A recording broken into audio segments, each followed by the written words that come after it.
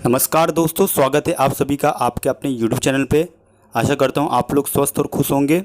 हमारे चैनल पर नए हो तो चैनल को सब्सक्राइब कर लीजिएगा और बेल आइकन को प्रेस कर लीजिएगा। आज की जो 10 महत्वपूर्ण क्वेश्चन लेके आए दोस्तों, ये एग्ज़ाम में बार बार पूछे गए हैं, जो कि बहुत महत्वपूर्ण है। और चलिए पहले प्रश्न की ओर शुरू करते हैं। पहला प्रश्न है हमारा, संत कबीर का जन्म कहाँ हुआ था? पहला इलाहाबाद, दूसरा वाराणसी, तीसरा महगर, चौथा कुशीनगर। 4 ऑप्शन यहाँ पे आपके पास है। स्पष्टीकरण के साथ दोस्तों आज की वीडियो है, पूरा स्पष्टीकरण दिया जाएगा आपको। बिल्कुल सही दोस्तों, ऑप्शन बी हमारा जो होगा राइट होगा, वाराणसी। संत कबीर का जन्म कहाँ हुआ था? वाराणसी में हुआ था। स्पष्टीकरण देखते हैं इनका। संत कबीर का जन्म 1938 में वाराणसी में हुआ था। वह एक रहस्यवादी कवि और संगीतकार थे और हिंदू धर्म के महत्वपूर्ण संतों में से एक थे और मुसलमानों द्वारा सूफी भी माने जाते थे। ये बहुत इंपॉर्टेंट दोस्तों, ये भी क्वेश्चन बनता है। संत कबीर का जन्म डैश में वाराणसी में हुआ था। कौन से सन को हुआ था? 1938 में हुआ था। ठीक है। और नेक्स्ट क्वेश्चन दोस्तों, निम्नलिखित में से टीपू सुल्तान का संबंध किस स्थान से था? यहाँ पे 4 ऑप्शन आपके पास है। पहला श्री रंगपट्टनम, दूसरा हैदराबाद, तीसरा औरंगाबाद, चौथा बीजापुर। 4 ऑप्शन यहाँ पे आपके पास है। बहुत ही महत्वपूर्ण क्वेश्चन है ये, फटाफट बोलिए। बिल्कुल सही, ऑप्शन ए जो होगा हमारा राइट होगा, श्रीरंगपट्टनम। इसका स्पष्टीकरण देखते हैं दोस्तों। स्पष्टीकरण में क्या है? टीपू सुल्तान श्रीरंगपट्टनम से जुड़ा था। श्रीरंगपट्टनम मैसूर के पास एक शहर है, जहां चौथे एंग्लो मैसूर युद्ध के दौरान थॉमस सिमरा टीपू सुल्तान की हत्या कर दी गई थी। ठीक है दोस्तों, ये बहुत ही महत्वपूर्ण क्वेश्चन है दोस्तों। नेक्स्ट क्वेश्चन दोस्तों, पूर्वी गंगा वंश के राजा नरसिंह देव प्रथम द्वारा किस विश्व धरोहर स्थल का निर्माण किया गया था? 4 ऑप्शन यहाँ पे आपके पास है। पहला है सारनाथी, दूसरा है लेपाक्षी, तीसरा है हम्पी, चौथा है सूर्य मंदिर। 4 ऑप्शन यहाँ पे आपके पास है। फटाफट बोलिए, टाइमर आपको शुरू हो गया है। नरसिंह देव प्रथम, बिल्कुल सही, ऑप्शन डी हमारा राइट होगा, सूर्य मंदिर। स्पष्टीकरण देखते हैं इनका। स्पष्टीकरण में दोस्तों, सूर्य मंदिर जो कोणार्क पूर्वी गंगा वंश के राजा नरसिंह देव प्रथम द्वारा बनाया गया था। सूर्य मंदिर को ब्लैक पैगोडा के नाम से भी जाना जाता है।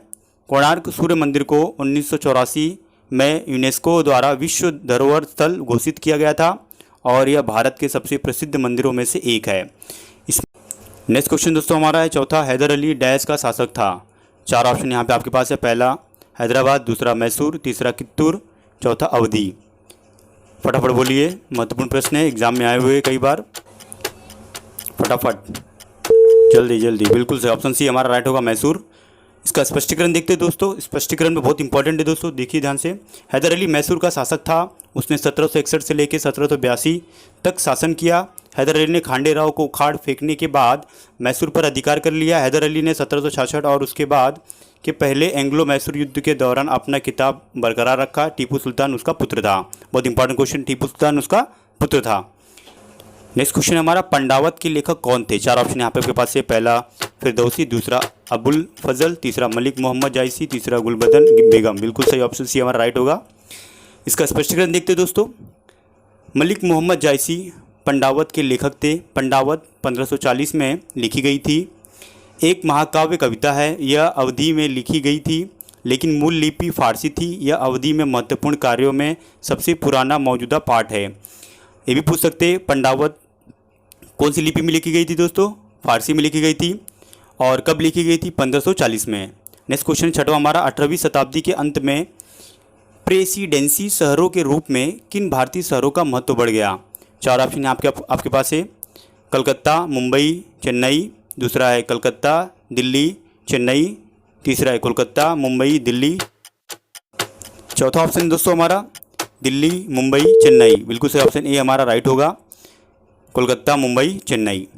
स्पष्टीकरण देखते दोस्तों। 18वीं शताब्दी के अंत में कोलकाता, मुंबई, चेन्नई शहर प्रेसिडेंसी शहरों के रूप में महत्व में बढ़े। ठीक है, वे ब्रिटिश सत्ता के केंद्र बन गए। मछलीपट्टनम, सूरत और सेरिंगपट्टनम कुछ ऐसे शहर थे जिन्होंने 19वीं सदी के दौरान शहर से मुक्त कर दिया गया था। कौन सी सदी में? 19वीं सदी में। कौन कौन शहर थे? मछलीपट्टनम, सूरत और सेरिंगपट्टनम। 7वां क्वेश्चन दोस्तों हमारा है, 9वीं और 11वीं शताब्दी के बीच बंगाल और बिहार के मूर्तियों के लिए डैश शैली का उपयोग किया गया था? पहला पाल है, दूसरा आर्यन है, तीसरा मुगल है, चौथा गुप्त है। बिल्कुल सही दोस्तों, ऑप्शन ए हमारा राइट होगा, पाल। स्पष्टीकरण देखते हैं दोस्तों। स्पष्टीकरण देखते हैं दोस्तों। 9वीं और 11वीं शताब्दी के बीच बंगाल, बांग्लादेश सहित और बिहार में मूर्तियों के लिए पाल शैली का इस्तेमाल किया गया था। पाल वंश के संस्थापक गोपाल हैं। इस पर प्रश्न बन सकता है, पाल वंश के संस्थापक कौन हैं? तो पाल वंश के संस्थापक गोपाल हैं 750 ईस्वी में। और 8वां क्वेश्चन हमारा दोस्तों बहुत ही महत्वपूर्ण है। ब्रिटिश ईस्ट इंडिया कंपनी की स्थापना किस वर्ष हुई थी? Very very important question. पहला 1700 ईस्वी में, 1650 में, तीसरा 1750, चौथा है 1600 में। बिल्कुल सही दोस्तों, ऑप्शन डी हमारा राइट होगा। 1600 में ब्रिटिश ईस्ट इंडिया कंपनी की स्थापना हुई थी। 1600 में अंग्रेजी व्यापारी के एक समूह ने एलिजाबेथ से एक शाही चार्टर के लिए कहा जो उन्हें व्यापार पर एकाधिकार के बदले में ताज की ओर से ईस्ट इंडिया की। 9वां क्वेश्चन दोस्तों हमारा, भारत के किस शहर में पहली सफल कपास मिल की स्थापना की गई? बहुत महत्वपूर्ण है। पहला ऑप्शन है कोलकाता, दूसरा है मुंबई, तीसरा चेन्नई, चौथा है पटना।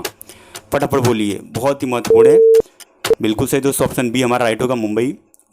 स्पष्टीकरण देखते हैं दोस्तों। भारत में पहली कपास मिल 1818 में कोलकाता के पास फोर्ट ग्लॉस्टर में स्थापित की गई थी, लेकिन एक व्यावसायिक विफलता थी। भारत में दूसरी कपास मिल 1854 में KGN डाबर द्वारा स्थापित की गई थी और उसका नाम Bombay spinning and weaving company रखा गया।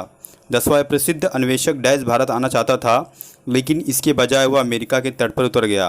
पहला है क्रिस्टोफर कोलंबस, दूसरा वास्को डी गामा, तीसरा सिकंदर, चौथा चंगेज खान।